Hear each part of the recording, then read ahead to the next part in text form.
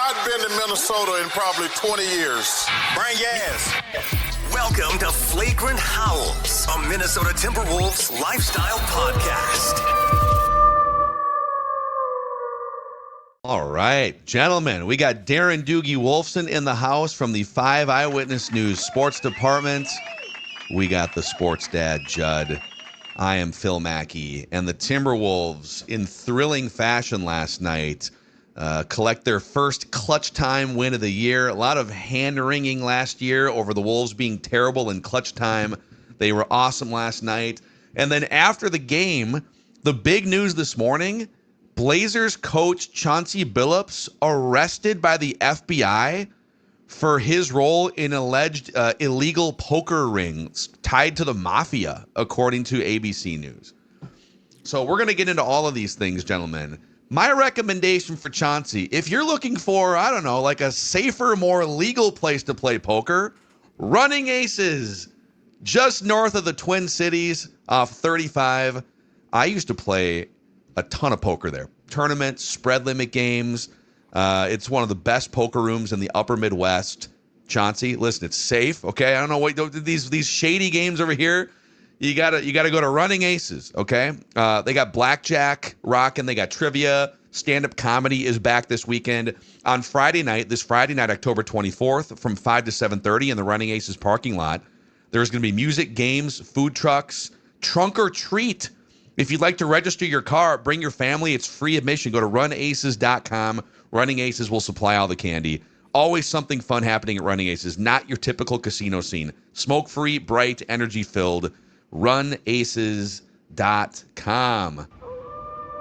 Anthony Edwards, Doogs, in clutch time. Final 5 minutes of a game that's 5 points or closer.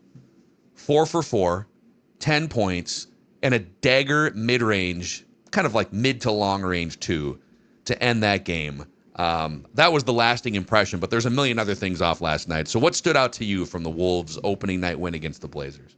How intense it was. I mean, the biggest lead the Wolves had, Phil, was at the end of the game, the 4-point margin by which they won. 17 lead changes. How great the Wolves ramped up their defense in the fourth quarter. Jalen Clark's impact for those 5-ish minutes to start the fourth quarter. Think about how easily Portland was able to get to the rim quarters 1 through 3. That stopped in the fourth quarter. Portland took a lot of jump shots. I mean, you look at just points scored quarter by quarter, Portland 35, 26, 34, then just 19 in the fourth. Most of those 19 were because the Wolves just kept fouling. It's not like Portland was making a bunch of shots because they were taking some difficult shots. So credit to the Wolves for their defense in the fourth. Then you think about Anthony Edwards. Like last year, the Wolves had a losing record in clutch time games, played the most clutch time games in the league, 46, 20, and 26. Now, it got better toward the end of the year. But Anthony Edwards, 115 field goal attempts in those clutch time minutes last year, shot 42% from the field.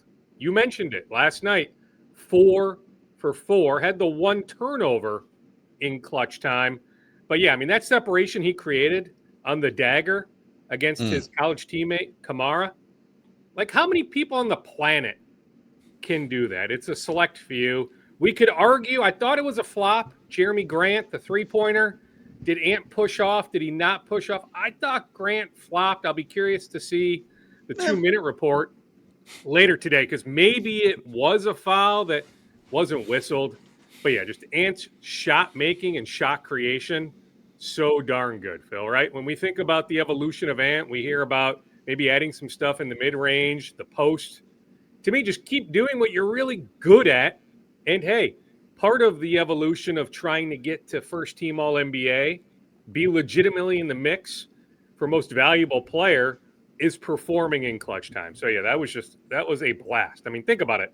The first of 82. And I thought the intensity was pretty darn good. It might not all be like that, but that was fantastic. Let's talk about the point guard. So it came out, I think there was a report from Chris B. Haynes in the afternoon yesterday that Dante DiVincenzo was going to start at point guard. It didn't spell out what we saw, though, which I thought was really intriguing, which was DiVincenzo, Mike Conley, and then to start the fourth quarter, Doogie, your guy, you're finally vindicated for your Bones Highland love for all of these years, going back to his time in Denver. And at the end of the day, Rob Dillingham doesn't get off the bench. So what are we to make of what that means for Dilly Bar? Because clearly we thought that he would get off the bench, and more importantly, what's the surprise that the rotation was what it was? Well, I mean, I was certainly surprised to see Bones Highland play 7+ minutes to be in there for that long stretch. I mean, Mike Conley played 12 minutes. I mean, Bones almost played as many minutes as Mike Conley. Rob Dillingham not getting in, yeah, slightly surprised. Now, I get it. It'll fluctuate game by game. I don't think this is any sort of indictment on Dillingham and whether he plays tomorrow night in L.A. or Sunday at home against Indiana. Rob's minutes are coming. I will tell you this much, though, when thinking about the backcourt, Jalen Clark isn't going anywhere. Like, if we wondered a week or two ago, okay, is Jalen in the rotation? Is he like player 9.5? Like, what will his minutes look like? Jalen Clark is going to play, rightfully so. Jalen Clark is going to play a good amount. DiVincenzo, I get it. Like, not 1 minute in the fourth quarter. Well, when you have 6 turnovers, 5 happened snap of the fingers. I understand Finch's reluctance to play Dante. Ant is going to initiate the offense a ton anyway. Like, I think about point guard in the traditional sense. Yeah, when Mike's on the floor, absolutely. But otherwise, oftentimes it's Ant initiating things, bringing the ball up, right? So, like, I don't think about Dante as some sort of traditional point guard. But I do think Rob is going to play. Like, I think last night was matchup specific. Finch wanting to go bigger. You know, not that Bones is unbelievably big, but a little bit more size there to start the fourth quarter. But certainly caught me by surprise. I did not foresee, let's say 24 hours ago, Bones Highland playing over 7 minutes last night. I mean, I'll just to zoom out before I zoom back in here. Bravo to Chris Finch for doing 2 main things last night. Playing a 10-man rotation, for one, just something we did not see much at all last year. He was very glued to 8, sometimes a 9th last season. So bravo to Chris Finch but then also his creativity and willingness to shake up the starting lineup, even though it didn't work that well with the turnover from DiVincenzo. I think it was a big step to just break up a starting 5 that was glued together all year last year and was, quite frankly, not that effective. Over 700 minutes for that starting 5 with Conley as the starting point guard last year. And they were only a +3 points per 100 possessions. So it's like the lineup that they ran out there to start almost every game that was the lineup playing the most minutes was barely break even. And then they'd have to rely on all the other secondary lineup combinations. So to recognize that, for Conley to be on board, obviously, like, there's still some tinkering to be done because I don't know if DiVincenzo with those turnovers can maintain that spot. But to get off that starting lineup and then to be willing, as the game is playing itself out, to not be married to who you're playing in the fourth quarter. I don't think Finch went in saying to himself, okay, I'm going to put Bones Highland on the court for 8 minutes to start the fourth quarter, but he's not going to play the rest of the game. I'm going to save him for the fourth quarter, and then I'm going to close with TJ Shannon with the other starting 4 guys in the lineup. I mean, he watched the game play out, and rather than being stuck to his starting lineup and his closing 5, he made the call on the fly, and it was the right call. And TJ Shannon finishing that game, he is just a force downhill. He can be a little wild sometimes and a little reckless with the ball. But that the drive and the missed layup toward the end, you may look and say, oh, he missed the layup, right? And Rudy had to clean it up. Right, but there's not that many Timberwolves the last couple of years that can get downhill like that, get to the rack, and even if you miss it, the defense is reacting and it's chaotic and someone has a chance at a putback. So bravo to Chris Finch for being open-minded and adjusting last night. Yeah, I mean, outside of losing the challenge, which I thought was a rightful challenge. I did too, yeah. Yeah, Chris had a good night. I thought Shannon got fouled on that drive. Again, I'll be curious to see the 2-minute report. Like, I thought there was a legit foul there. You know, he had one earlier. I don't know how he made it a circus shot, but it was a phenomenal makeover Klingon. I think Shannon, like, you can tell he's put in some serious work on the jump shot. Yeah. Like the 3-point stroke, it's not the prettiest, but it's effective. And yeah, you look at the minutes in the fourth quarter. Naz Reid came in because Rudy Gobert fouled out. Naz played 22 seconds in the fourth quarter. Dante DiVincenzo did not play in the fourth quarter. Mike Conley Jr. did not play in the fourth quarter. Yeah, Bones Highland, a handful of minutes. Jalen Clark, a handful of minutes. TJ Shannon, a handful of minutes. Game flow. Yeah, I thought it was a really good night for Chris Finch and his staff. Let's go back to Jalen Clark, though. I love this guy. I love this guy, and I loved him last year, and I love him because he looks like he's been in this league for 5 years. And he is, it's funny because TJ Shannon is a fun player to watch. Like the style, the flair, playing, as Phil said, downhill. Jalen Clark might not be like your traditional fun player to watch, but what that guy brings as far as intangibles, defensive intensity, like you can feel the defensive intensity when that dude steps on the floor, it ratchets it up by like 5. I just think I think his role, and it will be a role, but I think his role is going to be so important because you know what, Dukes? His style of play to me translates really well. Do you know where to? The playoffs. He's got that lockdown mentality, and he also is very good, I think, about not picking up fouls. He pushes the envelope physically, but he's not dumb.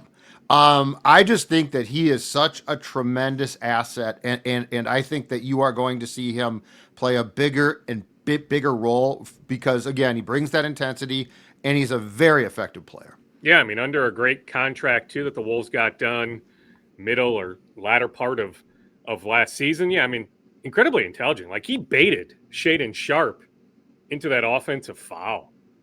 And I think I'm guilty at times pigeonholing Jalen as just a lockdown defender. He can shoot the shot. Speaking of Shannon putting in a lot of work, I can tell Jalen Clark spent a lot of time in the gym this summer. I think the shot looks pretty darn good. Yeah. I think he can do some things offensively. I just know this much. His minutes are not going anywhere. If anything, they're going to rise. I'm just saying, we're trying to figure out on a nightly basis, okay, will Finch really play 10 or is it more like 9? Maybe it's 9.5, right? So one game 9, the next game 10. Jalen Clark is one of those 9. He just is. That's not changing. It's absolutely not changing, nor should it. I'm a big Jalen Clark fan. Really am. Nice pick a couple years ago. Yeah, it's but just with him and TJ Shannon, there's an energy. It's two guys who are fighting for their NBA rotation lives, right? It's a second-round pick who tore his Achilles and missed a year, and he's trying. He makes more money than the average human, but Jalen Clark is playing for a contract at some point, and TJ Shannon, late first-round pick, in his mid-20s. Trying to show he's been one of the best players at every level that he's been at throughout his entire basketball life, and now he's got to start kind of at the bottom again. So there's a fire and a pride for both those guys that you can sense when they're on the court. Back to the point guard situation. I do think they're going to keep trying the DiVincenzo experiment, but at every turn the last year and change, when he's on ball, he can be a turnover machine. It's not that he can never be on ball. But Anthony Edwards, part of this is Edwards worked on his handle all offseason. He's going to initiate offense, but you also don't want to exhaust him by being the initiator every time for 40 minutes and clutch time. In fact, if you notice down the stretch, they actually had Anthony Edwards playing off ball a lot in clutch time as Jaden McDaniels and Julius Randle and TJ Shannon brought the ball past half court. And then you've got this other added layer that added to the turnovers for DiVincenzo and other guys, that the Blazers are a really good defensive team, a lot of good young players, and they picked up either full court pressed or picked up 94 feet for the majority of that game, it felt like. And when Conley came in, man, they smelled geriatric from the corner of the arena. Okay, here's a near 40-year-old guy coming in, and they were attacking Mike Conley right when he got the ball. So, but I feel like that's what this team is going to face, Dukes, is until they have more reliable guys handling the ball, and that's where maybe Bones Highland does get 8-12 minutes a night because he's actually pretty high on that reliability list on this roster. teams are going to pick these guys up 94 feet and make them work to get across half court. Now, I don't know how many teams have the personnel that Portland has.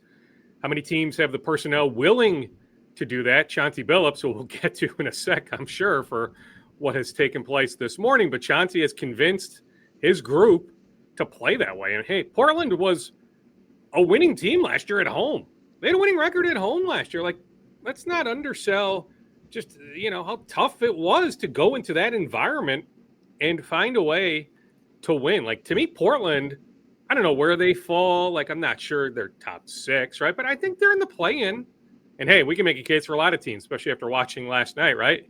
Maybe all of a sudden you think Utah has a chance, or maybe you feel stronger about San Antonio after watching Wemby, right? But I think Portland has a spot. Maybe it's 9 or maybe it's 10, but I like that Portland roster. But, yeah, I mean, when thinking about, all the turnovers, I mean, they only had 2 in the first quarter, Phil.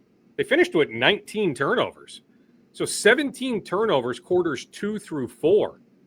Like, you can't win sustaining that sort of level of giving the ball away. Yeah. And, yeah, I mean, I do think it's a recipe. Yeah, I mean, absolutely. I mean, I don't know about 94 feet, but the ball pressure, certainly right before half court, at half court, and thereafter, yeah, I mean, I think teams are going to try to do that. I just don't know if they have the personnel to match the way Portland did it. But that's why you think longer term, is there still a transaction to take place? Right? Like I mentioned, the Spurs, he's hurt right now, but what's the future for De'Aaron Fox? When you have Dylan Harper, when you have Castle, right?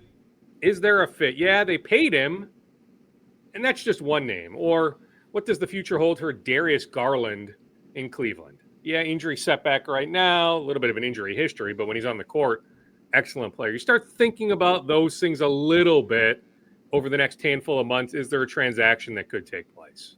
Boys, one thing that I think, and I get it, one game, but it was still evident last night too, is what is a season of comfortable Julius Randle going to look like? Because I thought he looked, and he gradually did last season as well, so this is not new.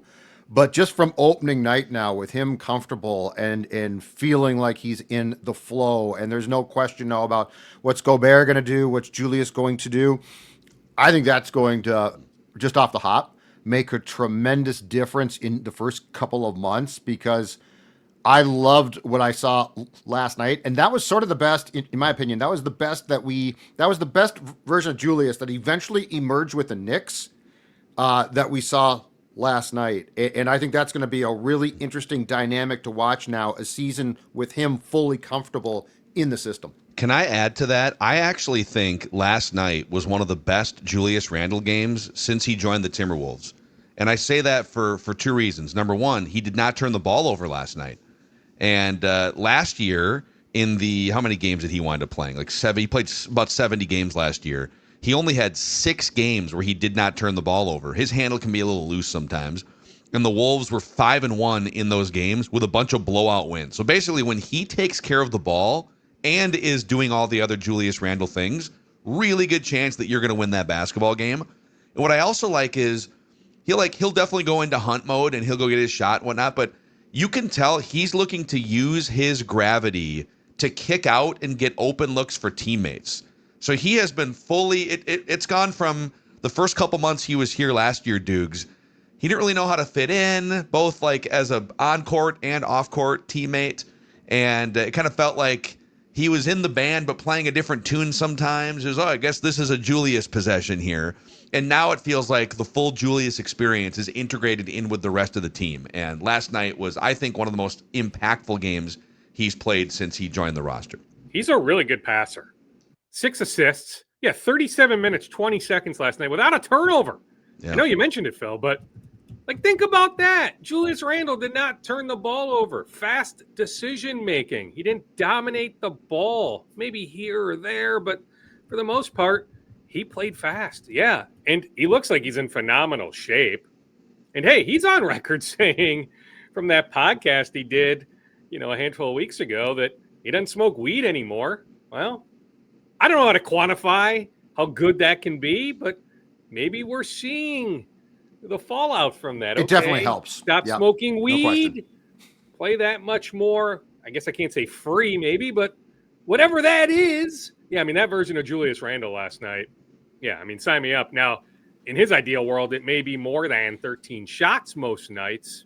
But yeah, that was a very efficient Julius Randle game last night. It made all the sense in the world to me that he did not sit in the fourth quarter. I think I have those numbers right. I have the final box here. I don't have the fourth quarter box. But I don't think he sat at all in the fourth quarter. Ant was out to start the fourth. Jaden McDaniels, Julius Randle. You can correct me if I'm wrong if you have the fourth quarter box score handy. But those two guys did not come out in the fourth quarter. Yeah. We do have a Chauncey Billups update here to get to.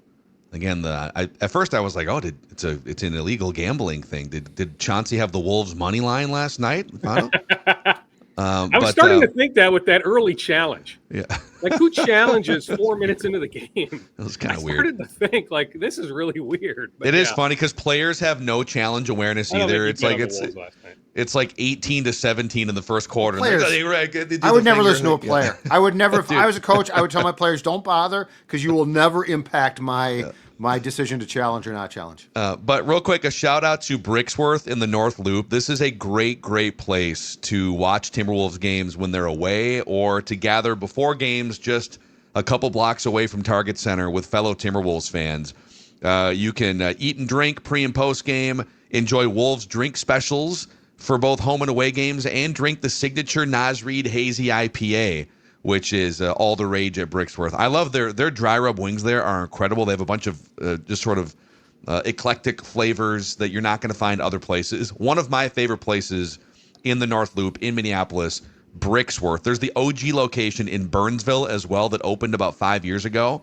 And then the North Loop location's been open for like, I want to say 3 years, 2 or 3 years, just a couple blocks from Target Center. So go check them out if you are a Wolves fan. Also, Dukes, you're down about 20 pounds thanks to Awaken. You talk about coming into the season, best shape of your life. Julius, Anthony Edwards, and Darren Doogie Wolfson. Absolutely, Phil. Feeling really good. You know what? There are recipes with Awaken 180 weight loss that involve eating chicken wings, right? Like, I haven't dove too much into it, but you mentioned chicken wings there, Phil. You can have some chicken wings, part of this plan. That's the beauty. You eat to lose weight. I'm down almost 20 pounds here in my 7th week. The program is easy. I'm not hungry all the time because get this, I'm eating. Yes, you eat to lose weight. No calorie restrictions, no medications, no suppressing hunger. I'm literally eating to lose weight. It's a beautiful thing. I feel energized. That's also a beautiful thing. Heading up to the North Shore, celebrate our 16th wedding anniversary this weekend. The Vikings not playing on Sunday. Beautiful thing, right? So, we'll hike around Gooseberry Falls a little bit. I'll have energy for that. 2 months ago, it would have been a fail. I would have walked for 20 minutes. I would have said, okay, Uncle Mercy, enough is enough. Now I can sustain walking for a while. That feels really, really good. Awaken 180 has been dominating the weight loss industry for over 10 years now.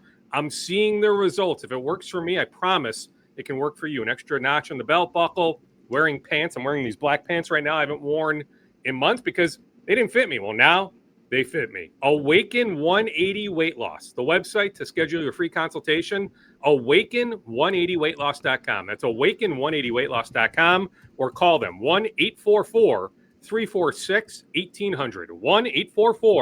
1-844-346-1800. A couple more minutes with Dukes here, and then Judd and I are going to carry this out for a little bit of a longer Flagrant Howls episode. But here are some of the details of why Chauncey Billups got arrested after the Wolves Blazers game last night. From Chad Millman, who I believe is the founder of Action Network, sold it, or one of the original guys there. Yeah, noted sports gambling guy. Details of the rigged poker games that Chauncey Billups was involved with from the U.S. Attorney press conference that was just held. They had X-ray machines built into poker tables to read face-down cards, contact lenses and glasses that were able to read pre-marked cards that were face down. It's like James Bond stuff. And secret cameras in card trays to read cards face down.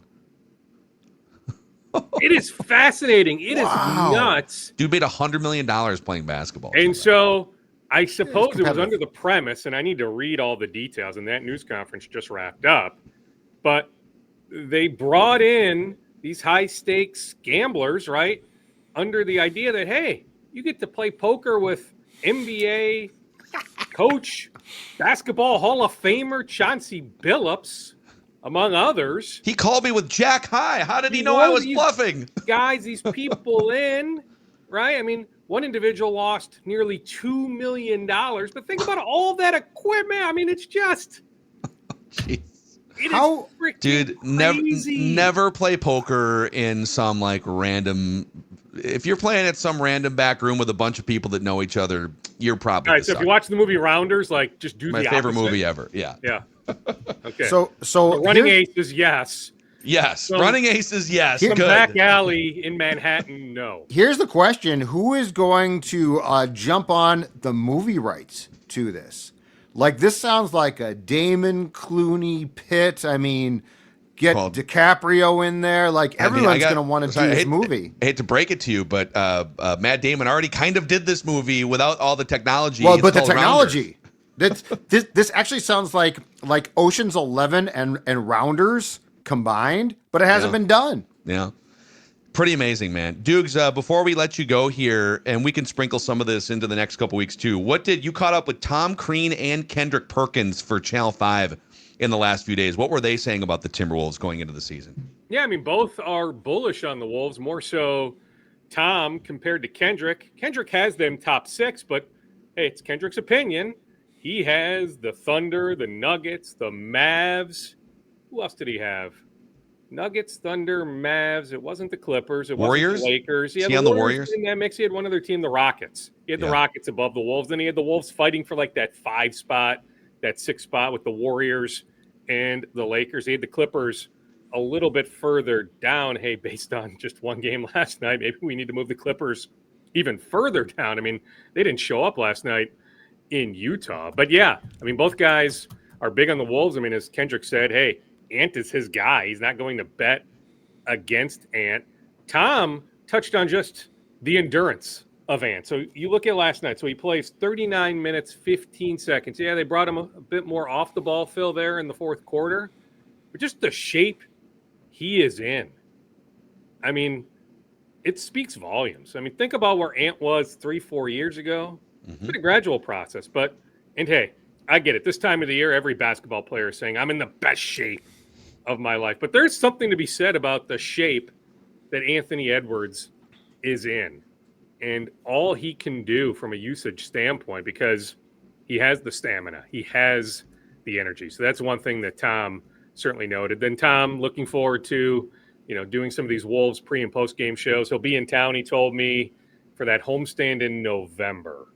So it's like a week or two out from being here in town, but his basketball knowledge is through the roof. I mean, you put the quarter in the machine. I was asking him about, hey, the Wolves have talked about how they want to push the pace more, be better in transition last year, 3rd in efficiency in transition, but 27th in opportunities. Yeah. So how do you change that, right? And just his X's and O's and the way he can explain the game, though, it even makes sense for the casual fan. So just great. And then, Kendrick, I mean, he isn't shy to share an opinion, whether you agree or not, and he backs up his opinion. So those were 2 fun conversations. Sat down with Wolves GM Matt Lloyd about a week ago, so really enjoyed that. To me, it's when, not if. He'll have an opportunity to run his own front office. Was in the mix a year or so ago for the Charlotte Hornets Pobo job. But Matt Lloyd is on that path, highly thought of across the league. I know they didn't get the Dante DiVincenzo contract extension across the finish line with the Monday deadline, but he has multiple years left on his deal. There were easy decisions for the front office to make over the weekend, exercising those 3rd-year options on TJ Shannon Jr., Rob Dillingham, regardless of Rob not playing last night. Easy decision. Of course, you exercise the 3rd-year option. But I'm telling you, I'm fascinated to see the potential of them doing something closer to the trade deadline if we start to continue to see, continue to see, maybe some of the issues they have in the backcourt, specifically at the point guard position. Yeah.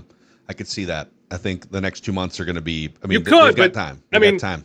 That's Julius, or that's Jaden, or that's not like. Who are you moving out? That's great. We can talk some big names, but who are you moving out to bring in that big name?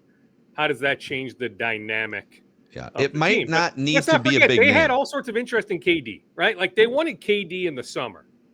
So they were willing, as much as they're talking about, let's run this thing back. We have most of our top 8 back. Yes, we'll miss Nickeil Alexander-Walker, who couldn't make a shot last night for Atlanta, by the 2 for way. 15. Yeah, it was pretty ridiculous just how badly Toronto kicked Atlanta's behind in Atlanta. Now, maybe I'm overrating the Hawks, but I think the Hawks have a chance to be really darn good, and maybe I'm underrating. It's one game. They're done, Doogie. It's one game. It's over. So don't overreact to Hawks, the one game. You're out. Let's not forget. I mean, the Wolves made every effort imaginable to bring in KD. So this front office is always going to be aggressive. They're always going to reach out on guys. So I'll be curious to see across the league, if some point guards become available, how aggressive are the Wolves? Yeah. Darren Doogie Wolfson, everyone, from the 5 Eyewitness News Sports Department. Looking forward to having his insights, his insights and some speculation on Flagrant Howls throughout the season here. So, Doogs, good stuff. We'll catch up with you for sure on Purple Daily next week and Flagrant Howls either next week or the week after, but sometime soon, man. Enjoy the rest of the show. Enjoy the Vikings game tonight. We'll talk next Tuesday. All right, Darren Doogie Wolfson. Hey, Judley. We'll catch him soon here. Okay, we have a couple other things to get to here, including both of us combed through the Pablo Torre podcast from earlier this week with some interesting nuggets, the Glen Taylor's Burn book. But we'll keep it rocking here on Flagrant Howls, Judd, presented in part by Butcher and the Boar. If you're looking for a great spot in the North Loop to get the meat sweats, that's your place. Yep. If you are going to a Wolves game, I cannot tell you strongly enough how much I suggest that you stop by and make it an evening, and it starts at the Butcher and the Boar. Phil, I am checking out the menu right now, and it's really difficult. It's really difficult to decide what I would get. Now, it was about a month and a half ago that we were there, and it was fantastic. But, I mean, you got the butcher's cut, you got the blackened mahi-mahi, smoked pork belly, and I'm not even getting into what they call on their menu snacks. Snacks? Are you kidding me? Beef tartare, grilled shrimp. Those aren't snacks. Those are fantastic. Butcher and the Boar, a great place to pregame before a Wolves game, a great place to stop for a birthday, anniversary, any type of celebration in the North Loop. Butcher and the Boar, it's a great room as well. It's got a vibe. It's old school vibe. It's fantastic. Check it out for yourself, Butcher and the Boar. And you can wash it down with a big cup of Pepsi if you want here. So these Pepsi Justin Jefferson souvenir cups are available at Buffalo Wild Wings locations in the Twin Cities. When you go in and order 12 wings of any style and a Pepsi, you get one of these Justin Jefferson souvenir cups right here. And then on the side of the cup, there's a QR code. You can scan it and enter to win Victor's ride, a Polaris Ranger 1000. And Victor will drive that thing right up to your, or somebody will. He'll be like riding in it. I think it's unsafe for Victor with the headgear to drive. Yeah, I thought he didn't talk, though. I was wrong about that, so whatever. I don't know if he has his license or how that works. But Buffalo Wild Wings is the preferred sports bar of the Minnesota Vikings. And Pepsi is the official beverage of the Minnesota Vikings. So for crossover Vikings fans here on Flagrant Howls, stop in, get one of those Justin Jefferson souvenir cups. And then before we get to this incredible Glen Taylor story here, SeatGeek is a partner of Flagrant Howls, and that's a great place for you to get tickets to games. Huh? Yep. In fact, Phil, I put the app on my phone a couple of days ago. I'm scrolling through now. What we've got is sporting events coming up this weekend, a Wild game, Pacers at the Wolves on Sunday, sporting events down the road. Guess what? The commonality is this. SeatGeek has tickets to all of them. They are reasonably priced. SeatGeek is the #1 rated ticketing app in the country. Each ticket is rated on a scale of 1 to 10, so you know that you are going to be getting a good deal. Plus, every ticket is backed by their buyer guarantee. That's right. SeatGeek is the place to get your seats because it's safe, it's efficient, it's fantastic. Use the code JUDD10, JUDD10, for 10% off your next set of tickets at SeatGeek. That's 10% off any tickets with the promo code JUDD, J-U-D-D, that's right, Sports Dad's name, 10, and you will be sure that you are getting the best tickets and also a service that is as secure as can be. All right. Pablo Torre Finds Out has been this incredible sports journalistic sleuthing podcast the last year. He uncovered the Kawhi Leonard right? He uncovered the Kawhi Leonard under the table payments, the Bill Belichick hidden recordings. I think he started with the I recall the Belichick thing like 6 months ago or 4 months ago was the first thing. And so he did a podcast this week, and I'm just going to read you a partial transcript, and I know you took a bunch of notes off this too. But Glen Taylor, in the months during the legal push and pull with Mark Lowry and Alex Rodriguez, had two executives create what amounts to a burn book, like a Mean Girls style list, a list that's been described as numbered and 77 items long.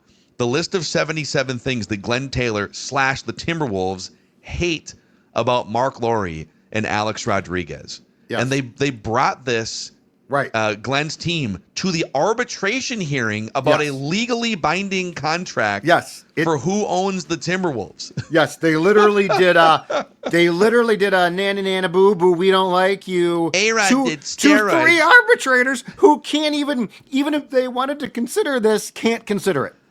So some of the things on the list of 77 items, again, this is in part just putting together a list because by the end he hated Mark and Alex, but he wanted to use this in court to win a legal case. He tried. And on the list, according to Pablo Torre and his source who gave him the book, the binder, Mark Lowry had dinner with Kevin Garnett and never told Glen. Mm-hmm. Well, that's good, Glen. You should have been preserving that relationship for 10 years. We want Mark Lowry to have dinner with Kevin Garnett, right? Yep. So who cares? Alex Rodriguez did steroids. A-Rod is a liar. A-Rod is a cheat. A-Rod had the largest suspension in Major League history. They even pulled a Katie Couric A-Rod interview from almost 20 years ago where A-Rod lies about doing steroids. And Pablo continues, they get to 77 items on the list, but it's all along the lines of, does he remember that this is a hearing related to arbitration about a legal contract? None of this has anything to do with that. So it was more of a public smear campaign than something that was going to be effective in a court. It wasn't even a good one. One of the things that I guess was in this burn book is that Mark Lowry was seen coming into the arena with a bottle of alcohol. That's awesome. I was going to say, Mark. But I mean, if you're going to party, like this is where your last resort would be to hire a private investigator, right? And come up with these things that the league would see, because the arbitrators I don't think can care.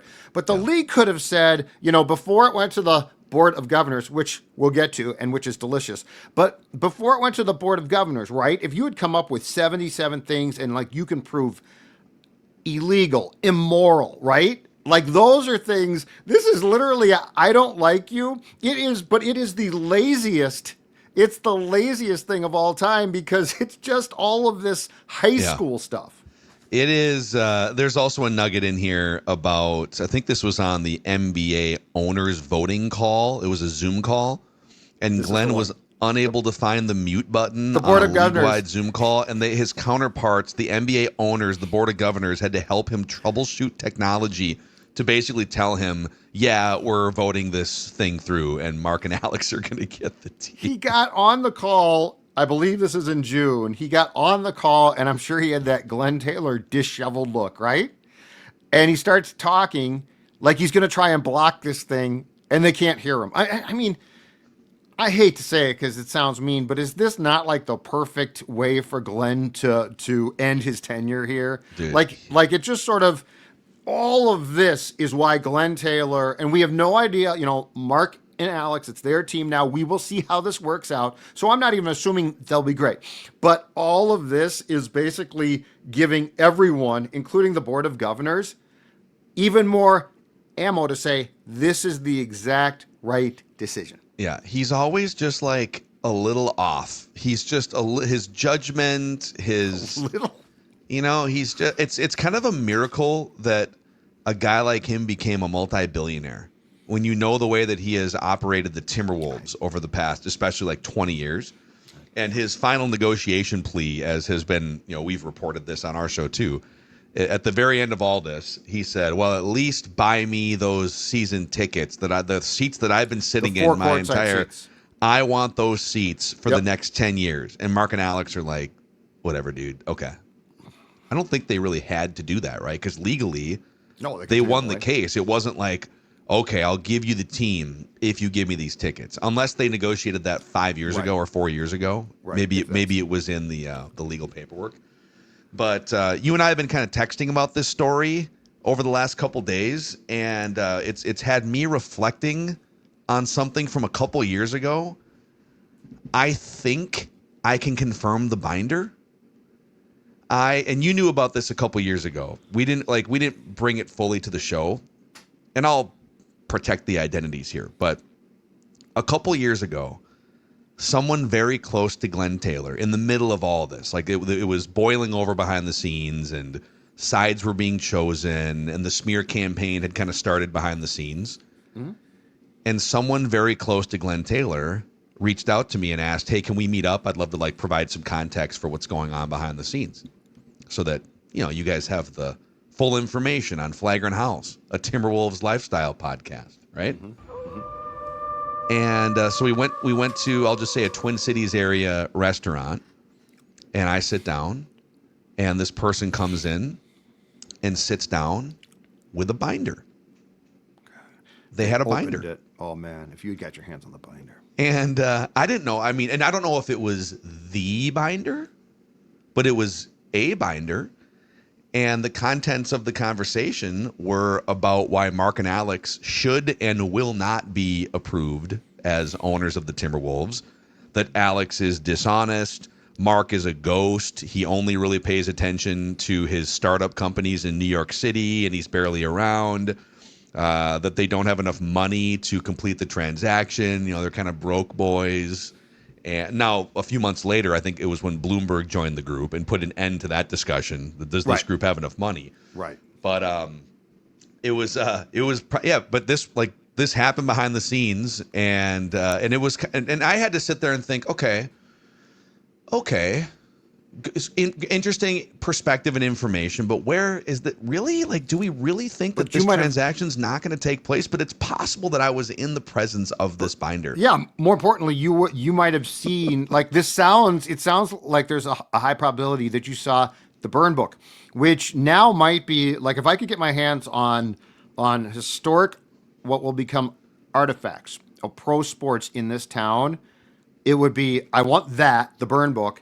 And then if you recall the Vikings code of conduct that was assembled after the Love Boat, like those would be, and I remember seeing those discarded, I should have stolen one, in the locker room at Winter Park at the time. How many copies of every player the code of conduct? Okay. I think everyone got one. I want to know, how many copies of the burn book are there? Did I see like the OG one of one? There's probably very few. Or was the code of conduct was commonplace. I think everyone who worked there got one, and I saw them discarded at the bottom of lockers. Yeah. So like guys like laughed and tossed them away. But those like two things. But this is the burn book is probably there are probably a couple of copies, because I'm guessing all the very top executives had them. Yeah, very top for sure. And I mean it's I won't. I got a theory for you. But yeah, okay. I got a theory for you, because he's such an odd duck. I think there's a chance that with the agreement to give Glen the 4 seats, Garnett's not coming back till Glen's gone. But I think it's a 10-year agreement on those seats. Well, but Glen is. I mean, let's rip the Band-Aid off here. Glen. So you're saying is probably not going to live for 10 more years. You're saying that we have to wait until potentially Glen Taylor passes away until it's not. This is where I'm on. Okay, KG, buddy. It's not enough. Oh yeah, it's not enough that he sold the team. It's a theory. I'm not taking sides. Okay. And look, I don't want Glen to pass away. Okay, I just want to make that clear. But when you think about it, right, with how odd KG is about things, and like it's weird now, like because they're like we're talking to him, and like it's being pushed off. It's being pushed off. It clearly is not going to happen this year. I wonder, again, just speculating. I wonder if KG's thing is, as long as he can be in the building, I'm not coming. I'm not going to do this for you. If I know this is just your theory, you're not like reporting that or anything. No, no. But if that happens, or if it doesn't, if that jersey doesn't go up in the next, let's say 2 seasons, you're done. It's on KG. It's on KG. Like, dude, I thought you were gonna say you were done. No, I'm not done. I'm not even done with KG. I just like, bro, that's what I'm saying. At some point, like, what are we waiting for here? So, well, I also wonder too if so. Here's my other theory off that one because I love these. I wonder if what's going to happen is so. My guess is Glen Taylor has 4 courtside seats for the next 10 years, and I think this was brought up on Pablo Torre Finds Out, and I agree with this. For the next 10 years in Target Center. oh, so if they get a new arena, that transaction is. You remember yeah, Mike? Okay. Do you remember Mike Lynn? Yeah. Mike Lynn, who ran the Vikings. One of his most genius move was he got a small tick of every suite that was sold in the Metrodome, Vikings and Twins. Oh, so he was getting a points off that long Forever. after he was. As long as the dome was around. Well, when Mike passed, and his family, I think, filed a motion that they should continue to get suites on U.S. Bank Stadium, which was on the Metrodome site, obviously, right? Mm-hmm. And the courts are like, no, it's a different building, different circumstances. You don't get a thing. I wonder if the rub is that Glen Taylor has seats at Target Center for 10 years, but the Wolves have no intention of being at Target Center for probably 5 more years. Okay. Yeah, that's probably going to happen for sure. Shoveling ground in a couple of years. And KG's number goes up in the new building, and Glenn doesn't. Like if Glenn wants to go, then he can buy tickets. That's my other theory. Love it. So there it is, the burn book, 77 items. We got to run here. Flagrant Howls, your favorite Timberwolves lifestyle podcast. He was mean to me. He was mean to me. Stare yeah, I hate you.